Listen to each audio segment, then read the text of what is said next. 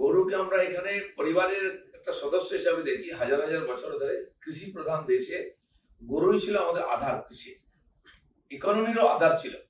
আর এই বছর বছর ফল ধরে আমাদের পরিবারের সঙ্গে থাকার জন্য তার প্রতি একটা আলাদা সেন্টিমেন্ট আছে আমাদের।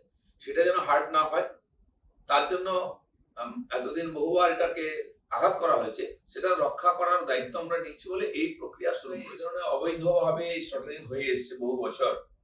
আমিও আপিল করবো মন্ত্রী হিসাবে, এই ধরনের আইনকে কেউ হাতে নেবেন না। কারণ যে সেন্টিমেন্টটা অন্য তরফ থেকে করা হয়, কুরবানির সঙ্গে যুক্ত করা হয় গরুকে, বা ঈদের সঙ্গে যুক্ত করা হয়, তার কোনো ভিত্তি নেই, ধার্মিক ভিত্তি। যে কোনো কারণে হোক একটা প্রথা চলে এসছে, সেটাকে বন্ধ করতে হবে। আর যে বিধিবিধান, যে আইন দেশের আছে, তার মাধ্যমে সব করতে হবে। তার জন্য এই বিভাগ আছে।